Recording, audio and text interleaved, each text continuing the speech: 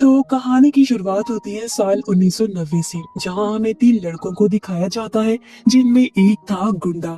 एक लड़के का नाम टेरी था और दूसरा उसका दोस्त है। ये तीनों गाड़ी में बैठकर एक घर पर नजर रखे हुए थे जो कि डॉक्टर हगिंस का था, जो अपनी वाइफ के साथ इस बड़े से घर में अपनी जिंदगी गुजार रहा था। इन दो बूढ़े लोगों को देखकर ही ये लोग इस घर में चोरी करने का फैसला करते हैं, क्योंकि ऐसा करना उन्हें काफी आसान लग रहा था। टेरी की मॉम इस घर में काम करती थी, इसलिए वो भी अक्सर इस घर में आया जाया करता था। कैरी ने इस घर में एक बड़ा सा लॉकर देखा था, जिसे देखकर उसकी नीयत खराब हो गई। उसके मन में लालच आ गया। उसे लग रहा था जैसे इसके अंदर कोई बहुत बड़ा खजाना है। और जब उसने अपने दोस्त को इस लॉकर के बारे में बताया तो उन्होंने इस घर में चोरी करने का इरादा किया। अपने प्लान में उन्होंने गुंडे को इसलिए शामिल किया था क्योंकि गुंडा लूट मार चोरी चकारी में काफी माहिर था और उसे ये टास्क काफी आसान बच्चों का खेल लगता है, क्योंकि पहले भी वो इस तरह की चोरियां कई बार कर चुका था। अभी लोग अच्छे से जानते थे कि हगिंस अपनी वाइफ के साथ हर फ्राइडे डिनर के लिए बाहर जाता है।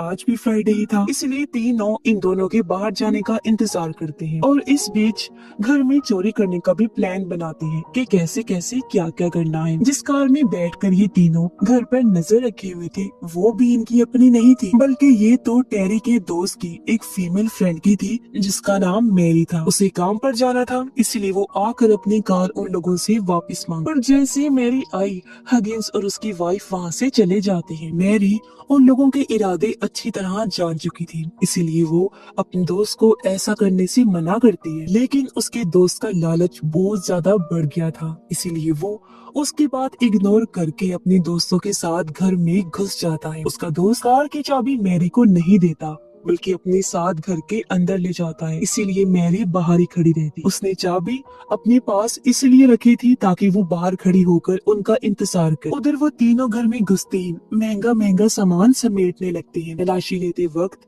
उन्हें एक छोटी सी बच्ची का कमरा भी मिलता है जो हगिंस की ही बेटी, लेकिन कुछ टाइम पहले उसकी मौत हो गई है। पर आज भी उसका कमरा वैसा ही सजा हुआ था। इसके बाद ये तीनों बेसमेंट की तरफ बढ़ते हैं, जहाँ उन्हें वो लॉकर दिखाई देता है जिसे खोलने की ये लोग कोशिश करते हैं। बहुत कोशिशों के बाद भी ये लॉकर नहीं खोल पाते क्योंकि उस पर कोड लगा हुआ था। बाहर मैरी चिल्लाने लगती है क्योंकि उन लोगों को काफी देर हो चुकी थी और अब हगिंस के आने का भी टाइम हो रहा था, इसलिए ये लोग काफी ज्यादा घबराने लगते हैं। अब इनके पास टाइम नहीं था, इसीलिए गुंडा उनसे कहता है कि हमें उन लोगों के आने का वेट करना चाहिए ताकि हम लोग उनसे कोड पूछकर लॉकर खोल सके। उसका ये प्लान दोनों को काफी पसंद आता है और वो मान जाती है। इसके बाद मैरी का दोस्त बाहर मैरी के पास जाता है और उसे अपनी बातों में लेकर घर के अंदर ले आता है ताकि कोई भी मसला ना खड़ा हो जाए। अब वो लोग बातें कर ही रहे थे कि तभी हगिंस और उसकी वाइफ भी आ जाती है। उनके घर में आते ही तीनों उन पर हमला कर देते हैं। मैरी भी उस वक्त घर में ही थी, इसलिए हगिंस और उसकी वाइफ उसे भी उनका साथी ही समझ रहे थे। इन सब में हगिंस की वाइफ को चोट लग जाती है, लेकिन ये लोग उस पर ज्यादा ध्यान नहीं देते। पर मैरी जल्दी से उसकी पट्टी करती है, जिस बीच हगिंस मैरी के हाथ पर लिखा नाम भी देख लेता है। दरअसल हगिंस उस टाउन के सभी बच्चों को जानता था क्योंकि इस टाउन में सिर्फ कुछ ही लोग रहते थे, इसीलिए हगिंस फौरन मैरी और उसके दोस्त को पहचान लेता है। उन्हीं का दोस्त होने की वजह से वो टेरी को भी पहचान चुका था। हालांकि टेरी हगिंस से छुप रहा था, लेकिन कोई फायदा नहीं होता और क्योंकि गुंडा इस टाउन का नहीं था, इसीलिए वो हगिंस की नजरों से बच जाता है और पहचाना नहीं जाता। अब ये तीनों मिलकर हगिंस और उसकी वाइफ को रस्सियों से बांध देते हैं और अपने प्लान को अंजाम देना शुरू कर देते हैं। जब ये लोग हगिंस का क्रेडिट कार्ड ले रहे थे तो अनजाने में टेरी गुंडे का नाम बोल देता है, जिससे हगिंस उसका भी नाम सुन लेता है। यानी कि धीरे धीरे वो सब उसकी पहचान में आ चुके थे। सामान चुराने के बाद अब ये तीनों हगिंस से उस लॉकर का कोड पूछने आते हैं, लेकिन हगिंस कहता है कि हमारे घर में तो कोई लॉकर नहीं है। हगिंस का झूठ सामने लाने के लिए ये लोग उसे बेसमेंट में लॉकर के सामने ही बिठा देते हैं और दोबारा कोड पूछते हैं। कोड बताने की बजाय हगिंस इन्हें घर जाने का मशवरा देता है, लेकिन मैरी का दोस्त उसकी बात नहीं मानता क्योंकि सब कुछ उसके प्लान के मुताबिक ही हो रहा था और वो हगिंस के साथ मारपीट करता है, पर वो अपना मुंह नहीं खोलता। ये देखकर गुंडा और ज्यादा सख्ती से पेश आने के लिए कहता है, लेकिन मैरी के लिए ये सब बहुत दर्द भरा था, इसीलिए वो यहाँ से जाने लगती है। ये देखकर गुंडा उसके पीछे जाता है क्योंकि मैरी का बाहर निकलना उन सब के लिए खतरनाक हो सकता था। गुंडा जब मैरी के पास जाकर देखता है तो पता चलता है कि मैरी असल में पुलिस को कॉल करने के लिए बाहर जा रही थी। ये जानकर गुंडे को बहुत गुस्सा आया। वो मैरी को पकड़ लेता है लेकिन उसे मारता नहीं, सिर्फ वार्निंग देकर छोड़ देता है। मैरी की चीखने चिल्लाने की आवाज बेसमेंट तक सुनाई देती है, इसीलिए हगिंस मैरी के दोस्त से कहता है कि वो आदमी यानी गुंडा एक बुरा इंसान है। हगिंस जब मैरी के दोस्त का नाम लेकर उसे पुकारता है तो वो भी हैरान रह जाता है। हगिंस कहता है, टेरी और तुम तो पहले ऐसे नहीं थे, इस गुंडे की संगत में रहकर ऐसे बन गई हो। अब मैरी का दोस्त और टेरी भी अच्छे से समझ चुकी थी कि वो अब उसकी नजरों में आ चुके हैं और वो उन दोनों की फैमिलीज को भी अच्छे से जानता है, इसलिए वो इन्हें एक और मौका देता है और यहाँ से जाने के लिए कहता है। लेकिन मैरी का दोस्त पैसों के लालच में पीछे हटने से मना कर देता है, पर टेरी सबसे दूर जाने का फैसला करता है। इतने में गुंडा मैरी को बांधकर बेसमेंट में लेकर आ जाता है और फिर से ये लोग हगिंस से कोड पूछते हैं, पर जब हगिंस नहीं बताता तो गुंडा मैरी की दोस्त को कहता है कि इसकी वाइफ की एक उंगली काट दो। तब मैरी का दोस्त भी ऐसा ही करता है। हालांकि मैरी उसे रोकने की कोशिश करती है, पर गुंडे के डर की वजह से वो हगिंस की वाइफ की उंगली काट ही देता है और बड़े धीमे लहजे में हगिंस से कोड पूछता है। पर अभी भी हगिंस अपनी जिद पर अड़ा रहा। हालांकि उसकी वाइफ की जान खतरे में थी, ये जानने के बावजूद भी हगिंस कोड बताने से साफ इनकार करता जाता है। उन लोगों को समझ नहीं आती कि अगर हगिंस ने खुशी खुशी पैसे दे दिए तो फिर ये लॉकर का कोड क्यों नहीं बता रहा, इसमें ऐसा क्या खजाना छुपा है। मैरी का दोस्त भी यही राज जानना चाहता था, इसलिए इस बार गुंडे की बात ना सुनकर अपने चलाता है और गुंडे पर अटैक कर देता है, जिसके बाद दोनों में काफी खतरनाक लड़ाई होने लगती है। लेकिन टेरी इनमें से किसी का भी साथ नहीं देता। लड़ाई में गुंडा मैरी के दोस्त को चाकू मार देता है, जिससे वो जख्मी होकर नीचे गिर पड़ा और खुद गुंडा इस पूरे मामले को हैंडल करता है। गुंडा एक खतरनाक इंसान था, इस बात का अंदाजा तो पहले ही हगिंस को हो चुका था, तो अपनी जान बचाने के लिए फौरन उसे कोड बता ही देता है। लेकिन ये कोड गलत था, जिसकी वजह से गुंडा बहुत गुस्से में आ जाता है और उसकी वाइफ को मारने के लिए आगे बढ़ता है। ये देखकर मैरी पीछे से गुंडे के सर पर हथौड़ा मार देती है, जिससे वो बहुत जख्मी हो गया और खून बहने की वजह से वहीं उसकी मौत हो जाती है। अब भी मैरी के दोस्त की सांसें चल रही थी, इसीलिए वो हगिंस से उसका इलाज करने को कहती है, जिसके बाद ये लोग उसे ऑपरेशन थिएटर में ले जाती है। मैरी का दोस्त बुरी तरह से तड़प रहा था, लेकिन हगिंस अपनी वाइफ के साथ बिजी था, इस पर ध्यान नहीं देता, उसे किसी भी चीज से फर्क नहीं पड़ रहा था। ये देखकर मैरी हगिंस से उसके दोस्त के इलाज की भीख मांगती है और तब हगिंस भी मान जाता है। हगिंस उसके जिस्म से ब्लेड निकालकर सब लोगों को बाहर जाने को कहता है और साथ ही वो एम्बुलेंस आने तक उसकी देखभाल करने का कहता है। बाहर टेरी मैरी को समझाता है और उसके करीब आने की कोशिश करता है, क्योंकि मैरी अपनी बहन से मिलते जुलती थी, जो टेरी की कभी दोस्त थी, लेकिन कुछ टाइम पहले ही वो गायब हो गई है, जिसका जिम्मेदार मैरी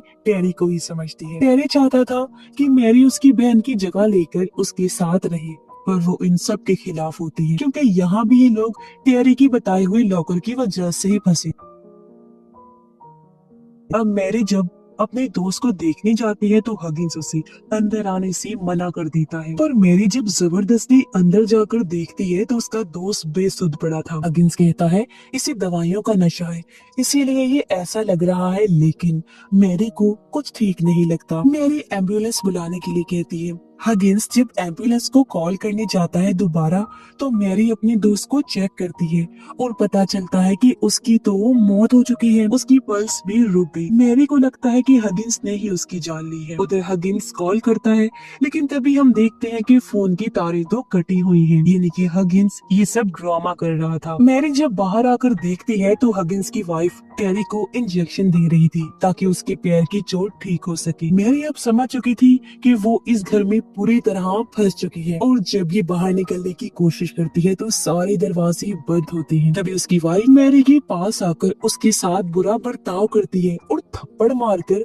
अपनी बेटी का नाम लेती है। लेकिन हगिंस आकर अपनी वाइफ को संभालता है और कहता है कि इसे भूलने की बीमारी है और वहाँ से ले जाता है। मैरी आकर टेरी से फोन मांगती है, लेकिन उसका कहना था कि मेरा फोन हगिंस के पास है। अब वो लोग मिलकर चाय पीते हैं और टेरी उनके साथ काफी अच्छा महसूस करता है, लेकिन मैरी उनकी कोई भी चीज लेने से मना कर देती है। हगिंस उन्हें एक नोटबुक दिखाता है जिसमें बहुत सारी खोई हुई लड़कियों की फोटोज होती हैं और ये सब हगिंस की वाइफ की यादों को जिंदा रखने के लिए किया गया था। इसमें मैरी की बहन की फोटो भी थी, जिससे वो समझ गई कि मेरी बहन की गायब होने के पीछे इन्हीं का हाथ है। मैरी जब उनसे जबरदस्ती दरवाजा खोलने को कहती है तो हगिंस मैरी को अलमारी में बंद कर देता है और फिर अपनी वाइफ को ऊपर रूम में सुलाने के लिए चला जाता है।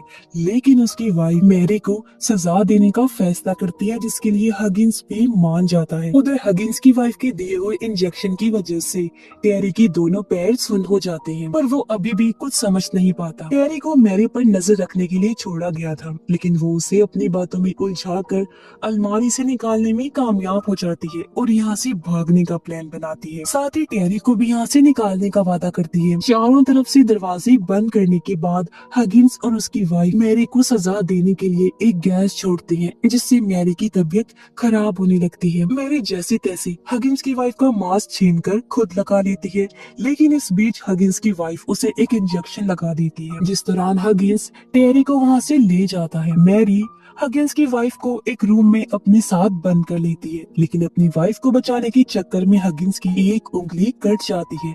लेकिन फिर भी हगिंस मैरी का मास्क उतार लेता है। मैरी हगिंस से उसकी वाइफ के बदले टेरी और घर की चाबी मांगती है और हगिंस उसकी बात मान लेता है। वो टेरी के साथ गैराज तक पहुंचती है, पर निकलते वक्त सामने हगिंस और उसकी वाइफ खड़ी होती है और अब टेरी मैरी को शूट करके मार देता है, क्योंकि इन दोनों ने टेरी से वादा किया था कि वो उसे उसके दोस्त यानी मैरी की बहन से मिलवाएंगे। तो यहाँ खुलासा होता है कि अपनी बेटी के मरने के बाद हगिंस ने कई लड़कियों को अगवा किया था, लेकिन उनमें उनकी बेटी जैसी बात नहीं थी, इसलिए सब इनके हाथों मारी गई। लेकिन उन्हें मैरी की बहन पसंद आ गई थी, इसलिए टेरी को उससे मिलवाने का कहा और वो यही रुकने के लिए राजी हो गया। एक हफ्ते बाद टेरी की मॉम उनके घर टेरी का पूछने आती है और ये दोनों मना कर देती हैं। लेकिन फिर हम देखते हैं कि ये दोनों एक लाश को जमीन में गाड़ रही हैं, जो और किसी की नहीं बल्कि टेरी की थी, क्योंकि उनके घर में चोरी करने का मास्टरमाइंड प्लान उसी का था। उन सब के बाद टेरी को भी मारकर उन्होंने अपना बदला ले लिया, क्योंकि उन्होंने टेरी से झूठ बोला था।